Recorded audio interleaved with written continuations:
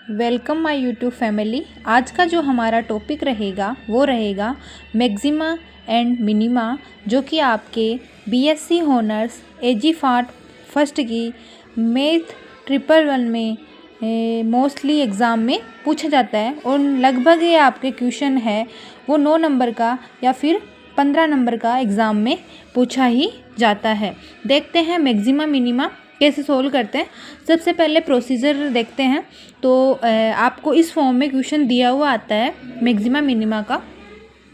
वो आपको एक इक्वेशन देगा एग्ज़ाम में और आपको पूछेगा कि आप या तो मैक्सिमा निकालो या मिनिमा निकालो, या आपको वो मिनिमम वैल्यू और मैक्सिमम वैल्यू एग्ज़ाम में पूछ सकता है। ठीक है, तो आपको सबसे पहले हमेशा ये याद रखना है, कुछ स्टेप्स हैं जो आपको अगर माइंड में रहेगी तो चाहे कैसा भी क्वेश्चन आए आप उस क्वेश्चन को इजीली सॉल्व कर लोगे। जैसे बात करें कि इस टाइप का कोई भी क्वेश्चन आ रहा है आपके एग्ज़ाम में, तो आपको क्या करना है, जो भी इक्वेशन दी हुई है सबसे पहले उसका एक बार आपको क्या करना है, डिफरेंशिएशन करना है। ठीक है, उसके बाद में जो डिफरेंशिएशन होने के बाद जो आपको इक्वेशन मिले उसको आपको 0 के इक्वल मानना है। ठीक है, यह आपकी स्टेप हो गई फर्स्ट। उसके बाद में सेकंड स्टेप रहती है आपकी, क्या करते हैं सेकंड स्टेप में जो भी आपकी इक्वेशन आएगी उसको 0 के इक्वल आपने मान लिया। उसके बाद में आपको बीच वाली संख्या के ऐसे टुकड़े करने होते हैं ताकि अगर उनको जोड़े तो वो बीच वाली संख्या स्वयं आपको मिले, जबकि अगर गुणा करे तो जो आपका एक्सिस को मतलब जो उसके आगे और उसके पीछे जो भी आपके एलिमेंट्स दिए हुए हैं उन दोनों का क्या आए, मल्टीप्लिकेशन आए। ठीक है, तो ये धीरे धीरे देखते हैं कैसे होता है। उसके बाद में आपकी स्टेप 2 आती है। उसमें क्या करते हैं, जो आपने कोई भी समीकरण दिया हुआ है उसका आपने एक बार डिफरेंशिएशन कर लिया, उसका आपको दोबारा से डिफरेंशिएशन करना है और उसके बाद में जो भी आए उसमें आपकी कुछ ना कुछ एक्स की वैल्यूज़ आएगी, उनको रख के उनका मान निकालना है। अगर एफ डबल डैश एक्स की वैल्यू आपकी पॉजिटिव आती है तो वो हमेशा आपका क्या होगा, जब पॉजिटिव आएगी उसकी वैल्यू तो जो अक्स रहेगा आपका वो क्या कहलाएगा, मिनिमा कहलाएगा। और अगर उसकी वैल्यू है वो क्या आए, आपकी नेगेटिव आए, तो वो अक्स की वैल्यू क्या कहलाएगी, आपकी मैक्सिमा कहलाएगी। ठीक है, और फिर आपको जो मैक्सिमा और मिनिमा की जो वैल्यूज़ आए उनको इक्वेशन फर्स्ट में रख के आपको मिनिमम वैल्यू और मैक्सिमम वैल्यू आप निकाल सकते हो।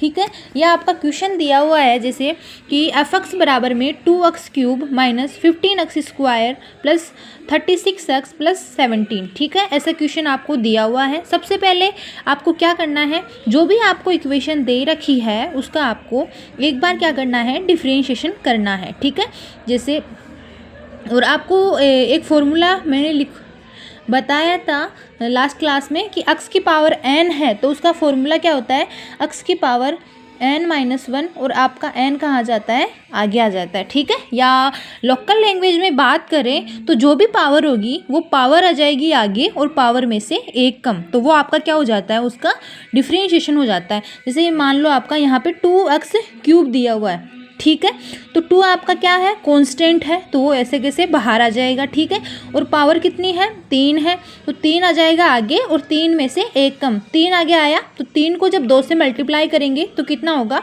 6 होगा और पावर एक कम हो जाएगी क्योंकि पहले कितनी थी, 3 थी, तो अब आपकी 2 हो गई है। ठीक है, माइनस की जगह माइनस, फिर वही 15 क्या है आपका, कांस्टेंट है, तो वो ऐसे कैसे आपका बाहर आ जाएगा। बाद में इसकी पावर कितनी है, 2 है, 2 आ जाएगा आगे और 2 में से एक कम, 2 में से एक कम मतलब एक, तो ओनली क्या बचा, x बचा। और 2 को जब आगे लेंगे और वो 15 से मल्टीप्लाई होगा तो ओवरऑल वो आपका क्या बन जाएगा, 30 बन जाएगा। ठीक है, उसके बाद में 36 क्या है आपका, कांस्टेंट है, वो ऐसे कैसे रहेगा। और x क्या है, x की पावर कितनी है, 1 है, तो 1 आ जाएगा आगे, तो 36 से जब 1 मल्टीप्लाई होगा आपका तो ओवरऑल वो क्या बनेगा, 36 बन जाएगा। और उसकी पावर कितनी है, 1 माइनस 1 मतलब 0। अगर x की पावर 0 हो या y की पावर 0 हो तो उसकी वैल्यू हमेशा क्या होती है, 1 होती है। ठीक है, और मैंने आपको ये बताया था कि कोई भी कांस्टेंट वैल्यू रहती है आपकी, ठीक है, उसका अगर आप डिफरेंशिएशन करते हो तो वो हमेशा क्या आएगा, 0 आएगा, जो आपने प्रीवियस जो आपकी क्लासेस थी उनमें देखा था। फिर स्टेप फर्स्ट आपकी हो गई कि आपको जो इक्वेशन दे रखी थी उसका आपने क्या कर लिया, डिफरेंशिएशन कर लिया। उसके बाद में क्या करना है, जो भी आपको आपके पास में जो भी इक्वेशन आए उसको किसके इक्वल रखना है, आपको 0 के इक्वल रखना है। ठीक है, तो आपकी इक्वेशन थी कि 6x² - 30x + 36 इक्वल में 0। ठीक है, अगर इनमें कोई चीज़ कॉमन आ रही है तो आपको कॉमन लेनी है, अगर नहीं आ रही तो कोई दिक्कत नहीं है, उसको ऐसे कैसे रखेंगे। जैसे यहाँ पे 6 आ रहा है, ठीक है, और 6 × 5 = 30 आ रहा है, 6 × 6 = 36 भी आ रहा है, तो इनमें 6 कॉमन दिख रहा है तो 6 आपने बाहर ले लिया। इधर क्या बचा, x² बच गया, इधर -6 × 5 = 30, तो मतलब 5 कॉमन आ गया। ठीक है, x की जगह x है, प्लस 6 × 6 = 36, तो आपका 6 आ गया। ठीक है, और 0 की जगह 0।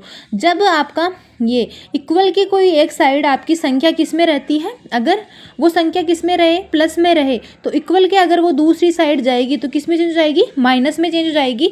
अगर इक्वल के एक साइड कोई संख्या है वो माइनस में है तो आपकी किस में चेंज हो जाती है, प्लस में चेंज हो जाती है। लेकिन अगर किस में हो, गुणा में हो, तो वो दूसरी साइड जाके किस में चेंज हो जाती है, भाग में। और अगर भाग में रहती है वो संख्या तो किस में चेंज हो जाती है, मल्टीप्लिकेशन। ये कुछ बेसिक से रूल्स हैं जो आपको हमेशा याद होने चाहिए मैथ में। ठीक है, तो यहाँ पे आप देख रहे थे कि 6 किस में आ रहा था, मल्टीप्लाई में आ रहा था, तो वो इधर जैसे ही जाएगा इक्वल के तो वो किस में चला जाएगा, डिवाइड में चला जाएगा, और 0/6 कितना हो जाएगा आपका, ओवरऑल 0 हो जाएगा। ठीक है, तो आपके पास जो अभी इक्वेशन बची वो क्या बची, x² - 5x + 6 = 0। ठीक है, यहाँ तक आ गया समझ में। उसके बाद में क्या करना है आपको, जो ये बीच वाली संख्या आ रही है, बीच वाली संख्या कितनी आ रही है, 5x आ रही है। ठीक है, और जो इनके दोनों साइड जो एलिमेंट है, इधर क्या है, x² है, इधर क्या है, 6 है। ठीक है, तो इधर क्या आ गया आपका, 6x²। ठीक है, तो आपको बीच वाली संख्या के ऐसे टुकड़े करने हैं कि अगर उनको जोड़ने पे तो क्या आए, वही संख्या आ जाए, और अगर गुणा करें तो आपकी इन दोनों का क्या आए, मल्टीप्लिकेशन आए। ठीक है, तो -5x है तो मैं इनके ऐसे टुकड़े करती हूँ तो क्या हो जाते हैं, -3x, और एक का हो जाता है -2x। एक तो 3x किसका है, माइनस का है, एक किसका है, -2x है, तो माइनस माइनस माइनस ही होगा क्योंकि ये प्लस हो रहे हैं दोनों। ठीक है, कि एक तो -3 है और एक कितना है, -2 है, तो कितने हो जाएंगे ओवरऑल, -5 हो जाएगा। तो मतलब जोड़ने में तो आपका -5x आ रहा है। ठीक है, अब इनको गुणा करके देखते हैं, माइनस को माइनस से करेंगे तो आपका प्लस आएगा। ठीक, 3 को 2 से करेंगे तो 6 आएगा, x को x से करेंगे तो x² आएगा। मतलब आपने जो टुकड़े किए हैं वो क्या हैं, आपके सही है। उसके बाद में क्या करते हैं कि इन दोनों में देखते हैं कि कौन सी संख्या कॉमन आ रही है, उस संख्या को आपको कॉमन लेना है। देखो यहाँ पे x² है, यहाँ पे आपका -3x है, तो दोनों में ही x दिख रहा है आपको, तो आपको क्या करना है, दोनों में से एक x को बाहर कॉमन ले लेना है। यहाँ आपका x आ गया, अंदर क्या बचा, x बच गया, माइनस की जगह माइनस, इधर से आपने x कॉमन ले लिया था तो इधर का आपका क्या बच गया, 3 बच गया। ठीक है, उसके बाद में देखते हैं इधर से, देखो क्या कॉमन आ रहा है, अगर मैं 2 कॉमन लेती हूँ। ठीक है, इधर x आ गया आपका और इधर आपका आ गया 3, तो आपको ऐसी संख्या कॉमन लेनी है कि आपकी लगभग ऐसी ही संख्या इधर बन जाए। तो मैं क्या ले लेती हूँ, -2 कॉमन ले लेती हूँ। ठीक है, अगर मैंने -2 कॉमन लिया तो -2 को जब मैं x क्या करूँगी तो आपका -2x आ रहा है, माइनस को माइनस से करेंगे प्लस आ रहा है, 2 को 3 से करेंगे 6, मतलब आपने जो कॉमन लिया है वो आपका क्या है, आपका सही है। उसके बाद में क्या करते हैं कि ये 2 बार आ रहा है तो आपको एक बार बाहर उठाना है। ठीक है, तो x -3 हो गया, इधर आपका x -2 है, वो यहाँ से आ गया और इक्वल में 0 आ रहा है। एक बार तो आपको x -3 को 0 के इक्वल रखना है, तो वहाँ से आपको x बराबर में कितना मिल जाएगा, 3।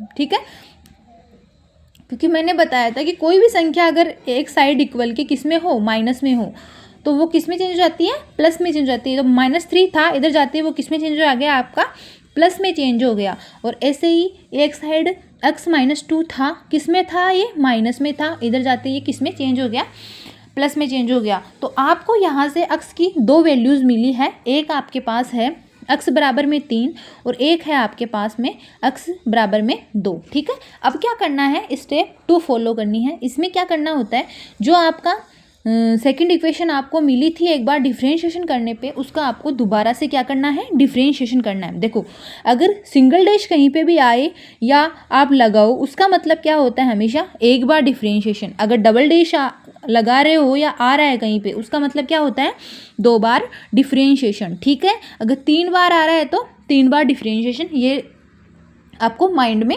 याद रखना है।